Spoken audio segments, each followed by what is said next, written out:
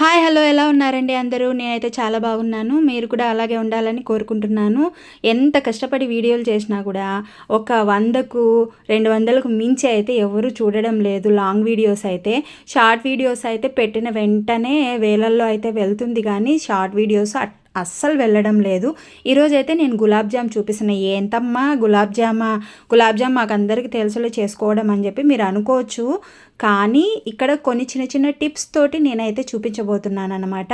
నేనైతే ఒక ప్యాకెట్ గులాబ్ జామ్కి 2 కప్పుల వరకు అంటే 200 గ్రాములు షుగర్ తీసుకొని 1.5 గ్లాస్ వరకు పెద్ద గ్లాస్ నిండా నీళ్లు వేసుకొని వీటికి ఏమి మనము తీగ పాకము ఇట్లాంటివి ఏమి రావాల్సిన అవసరం లేదు.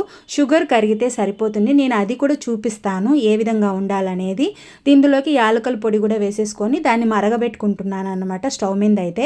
తర్వాత ఒక గిన్నెలోకి ఈ ప్యాకెట్ మొత్తం వేసేసుకొని నేను పాలతో అయితే చేయట్లేదు. పాలతో చేశాను కానీ అవి విరిగిపోతున్నాయి, క్రాక్స్ వస్తున్నాయి అనేసి నేను ఈసారి నీళ్ళతో చేద్దామనే ఉద్దేశంతో నీళ్లు కలుపుకొని బాగా ప్రెస్ చేసుకుంటూ పిండిని మనం గోధుమ పిండిని ఏ విధంగా ప్రెస్ చేసుకుంటామో అదే విధంగా ప్రెస్ చేసుకోవాలన్నమాట. ప్రెస్ చేసుకున్న తర్వాత నేను ఇప్పుడు చూపిస్తున్నాను చూడండి, అరచేతిలో ఒక చిన్న ఉండ తీసుకొని బాగా ప్రెస్ చేసుకుంటూ దాన్ని ఉండలాగా చుట్టుకోవాలి. ఇది ఒక టిప్ అన్నమాట. ఫస్ట్ మనము చేయాల్సింది ఏంటంటే ఉండ తీసుకున్న తర్వాత చేత్తో బాగా ప్రెస్ చేసుకొని తర్వాత ఉండ చుట్టుకుంటే పగులు రాకుండా ఉంటుంది. మనము నూనెలో వేసినా కూడా పగిలిపోకుండా ఉంటుందన్నమాట. అలాగే మనం షుగర్ సిరప్లో వేసినా కూడా పగిలిపోదు, అలాగే ఉంటుంది. ఇదే విధంగా అన్ని ఉండలు చేసేసుకుంటున్నాను అన్నమాట. ఎంత కష్టపడి వీడియోలు చేస్తున్నానంటే నాకే తెలుసు ఆ వీడియోలు చేయడం ఎంత కష్టమో. దాన్ని ఎడిట్ చేసుకోవాలి. నాకు సరిగా చదువు కూడా రాకపోయినా కూడా ఏదో వీడియోలు చూసి యూట్యూబ్లలో నేను చేస్తున్నాను. అయినా కూడా మీరు సబ్స్క్రైబ్ చేసుకోవడం లేదు, అలాగే చూడడం కూడా లేదు. లెంగ్తీ వీడియోస్ అయితే అస్సలు చూడడం లేదు. ఇప్పుడు చూపిస్తున్నాను చూడండి, షుగర్ సిరప్ అయితే ఈ విధంగా మనం కొంచెం జోముగా ఉండాలి అంతే. ఎక్కువ వాటర్ వేయకండి. మరీ వాటర్ ఎక్కువ వేస్తే మళ్ళీ షుగర్ ఎక్కువ వేసుకోవాల్సి వస్తుంది. కాబట్టి దీన్నైతే ఇది కాంచుకున్న తర్వాత పక్కన తీసి పెట్టేసుకుంటున్నాను. కొంచెం చల్లబడుతుంది. అంత లోపల మనము స్టవ్ మీద బాండి పెట్టి ఆయిల్ అయితే వేసుకొని హీట్ అయిన తర్వాత ఈ ఉండలన్నింటినీ వేసేసేసి కొంచెం సేపు కదపకుండా, ముందు అది గుర్తుపెట్టుకోండి, వేసిన వెంటనే అస్సలు కదపకూడదు. కదిపినట్లయితే ఉండలు విరిగిపోతాయి, క్రాక్స్ వచ్చేస్తాయి. కాసేపు అయిన తర్వాత నేను చూపిస్తున్నాను చూడండి, తరువాత మాత్రమే ఒక 2 or 3 minutes తర్వాత మాత్రమే అట్లా నేను చూపించాను చూడండి. పెనాన్ని ఇలా అన్నాను, నాకంటే ఇది గుంత పెనం కాబట్టి అలా అనుకున్నాను. కానీ మీరు జాగ్రత్తగా కలుపుకోండి.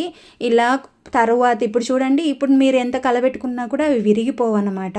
చాలా సింపుల్ మెథడ్ అండి. మీరు తెలుసుకున్నట్లయితే ఈ వంటలలో చాలా సింపుల్గా చేసేసుకోవచ్చు. ఇప్పుడు చూడండి మంచి కలర్ వచ్చేసాయి.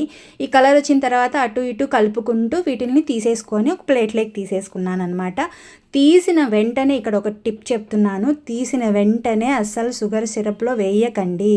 ఒక్క 5 minutes ఆగిన తర్వాత వేయండి. అప్పుడైతేనే మనకు క్రాక్స్ రాకుండా ఉంట అనేది విరిగిపోకుండా ఉంటుంది. చూడండి లోపలి వరకు ఎంత నీట్గా వేగిపోయిందో, పచ్చిదనం అనేది లేకుండా లోపలి వరకు వేగింది.